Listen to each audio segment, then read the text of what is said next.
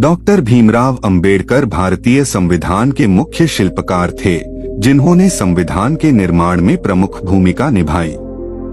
उन्होंने संविधान में कई मौलिक अधिकारों, सिद्धांतों और व्यवस्थाओं को शामिल किया, जो भारत को एक धर्मनिरपेक्ष, लोकतांत्रिक गणराज्य के रूप में स्थापित करने के लिए आवश्यक थे। उनके द्वारा लिखे गए संविधान के मुख्य बिंदु इस प्रकार हैं। 1. संविधान की प्रस्तावना, प्रियम्बल। संविधान की प्रस्तावना में भारत को एक संप्रभु, समाजवादी, धर्मनिरपेक्ष और लोकतांत्रिक गणराज्य के रूप में वर्णित किया गया है। यह भारत के नागरिकों को न्याय, स्वतंत्रता, समानता और बंधुत्व सुनिश्चित करने का वादा करता है। प्रस्तावना में यह स्पष्ट किया गया है कि संविधान का अंतिम उद्देश्य एक सामाजिक, आर्थिक और राजनीतिक न्याययुक्त समाज का निर्माण करना है। 2. मौलिक अधिकार। भारतीय संविधान के भाग 3 में मौलिक अधिकारों की व्याख्या की गई है, जो प्रत्येक भारतीय नागरिक को प्राप्त हैं। इनमें मुख्य रूप से शामिल हैं: समानता का अधिकार, जाति, धर्म, लिंग, नस्ल या जन्मस्थान के आधार पर भेदभाव के खिलाफ अधिकार, स्वतंत्रता का अधिकार, विचार, अभिव्यक्ति, आंदोलन और जीवन की स्वतंत्रता का अधिकार, शोषण के खिलाफ अधिकार, बंधुआ मजदूरी और बाल श्रम के खिलाफ अधिकार, धार्मिक स्वतंत्रता का अधिकार, किसी भी धर्म को मानने, उसका प्रचार करने और उसका पालन करने की स्वतंत्रता, संवैधानिक उपचारों का अधिकार, यदि किसी व्यक्ति के मौलिक अधिकारों का उल्लंघन होता है तो वह न्यायालय से संरक्षण की मांग कर सकता है। 3. राज्य के नीति निर्देशक तत्व। संविधान के भाग 4 में राज्य के नीति निर्देशक तत्वों की व्याख्या की गई है। ये तत्व सरकार को ऐसे नीतियों को लागू करने की दिशा में मार्गदर्शन देते हैं जो सामाजिक और आर्थिक विकास सुनिश्चित करें। इसमें समाज के कमजोर वर्गों के कल्याण, मजदूरों के अधिकारों की सुरक्षा और आर्थिक असमानता को कम करने के उपाय शामिल हैं। 4. आरक्षण की व्यवस्था। डॉक्टर अंबेडकर ने समाज के पिछड़े और कमजोर वर्गों के लिए विशेष आरक्षण की व्यवस्था की। अनुसूचित जातियों SC, अनुसूचित जनजातियों सेंट और अन्य पिछड़े वर्गों OBC के लिए शिक्षा, सरकारी नौकरियों और राजनीतिक प्रतिनिधित्व में आरक्षण की प्रणाली संविधान में शामिल की गई। यह कदम इन वर्गों की सामाजिक और आर्थिक स्थिति में सुधार के लिए महत्वपूर्ण था। 5. संघीय व्यवस्था। भारतीय संविधान संघीय ढांचे पर आधारित है, जिसमें शक्तियों का बंटवारा केंद्र और राज्य सरकारों के बीच किया गया है। इसमें 3 सूचियां दी गई हैं: संघ सूची, राज्य सूची, समवर्ती सूची। संघ सूची में केंद्र सरकार का अधिकार है, राज्य सूची में राज्य सरकार का और समवर्ती सूची में दोनों का अधिकार होता है। 6. संसदीय प्रणाली। डॉक्टर अंबेडकर ने भारत के लिए संसदीय प्रणाली को अपनाया, जिसमें संसद को सर्वोच्च अधिकार प्राप्त है। यह प्रणाली ब्रिटिश मॉडल पर आधारित है, जिसमें कार्यपालिका संसद के प्रति जिम्मेदार होती है। भारत में राष्ट्रपति नाम मात्र का प्रधान होता है, जबकि वास्तविक शक्ति प्रधानमंत्री और मंत्रिपरिषद के पास होती है। 7. न्यायपालिका की स्वतंत्रता।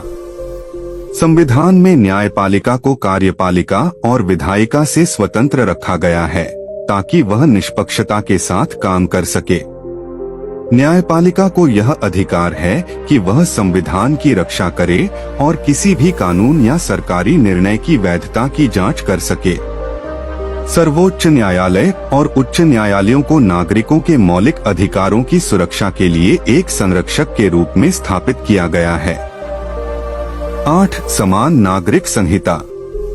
संविधान के अनुच्छेद 44 में राज्य से यह अपेक्षा की गई है कि वह पूरे देश में समान नागरिक संहिता को लागू करने का प्रयास करेगा। इसका उद्देश्य है कि सभी नागरिकों के लिए एक समान कानून हो, चाहे उनका धर्म या जाति कुछ भी हो। यह विचार समानता और धर्मनिरपेक्षता की दिशा में एक महत्वपूर्ण कदम था। 9. संशोधन प्रक्रिया। डॉक्टर अंबेडकर ने संविधान को लचीला बनाने के लिए इसमें संशोधन की प्रक्रिया को भी शामिल किया।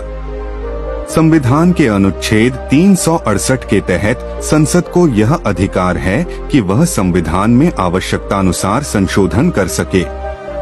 इससे यह सुनिश्चित हुआ कि संविधान समय के साथ बदलते सामाजिक और राजनीतिक आवश्यकताओं के अनुसार संशोधित किया जा सकता है। 10. जातिगत भेदभाव के खिलाफ कानून। अंबेडकर ने जातिगत भेदभाव के खिलाफ कड़े कानूनों की वकालत की और संविधान के अनुच्छेद 17 के तहत अस्पृश्यता को समाप्त कर दिया गया। यह एक ऐतिहासिक कदम था जिसने सदियों से चले आ रहे जातिगत भेदभाव के खिलाफ कानूनी सुरक्षा प्रदान की। 11. धर्मनिरपेक्षता। डॉक्टर अंबेडकर के अनुसार राज्य को किसी भी धर्म के प्रति पक्षपाती नहीं होना चाहिए।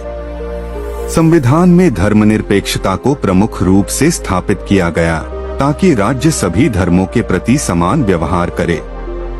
भारत का संविधान सभी नागरिकों को धार्मिक स्वतंत्रता का अधिकार देता है और राज्य किसी भी धार्मिक मामले में हस्तक्षेप नहीं करता है।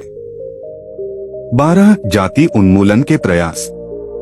डॉक्टर अंबेडकर ने संविधान में जाति आधारित सामाजिक असमानता को समाप्त करने का प्रावधान किया। उन्होंने जाति आधारित भेदभाव के खिलाफ सख्त प्रावधानों को लागू किया, जिससे दलितों और अन्य पिछड़े वर्गों को सामाजिक न्याय प्राप्त हो सके। 13. विशेष संवैधानिक पद। संविधान में राष्ट्रपति, उपराष्ट्रपति, प्रधानमंत्री, राज्यपाल और अन्य संवैधानिक पदों की स्थापना की गई। इनके कर्तव्यों, अधिकारों और चयन की प्रक्रियाओं का विस्तार से वर्णन किया गया है।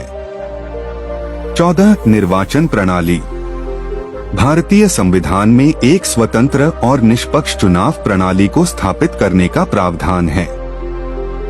संविधान के तहत भारत में सार्वभौम वयस्क मताधिकार की व्यवस्था की गई, जिसमें हर नागरिक को बिना किसी भेदभाव के मतदान का अधिकार दिया गया है। 15. संवैधानिक संधि। डॉक्टर अंबेडकर ने संविधान में संवैधानिक नैतिकता का सिद्धांत शामिल किया।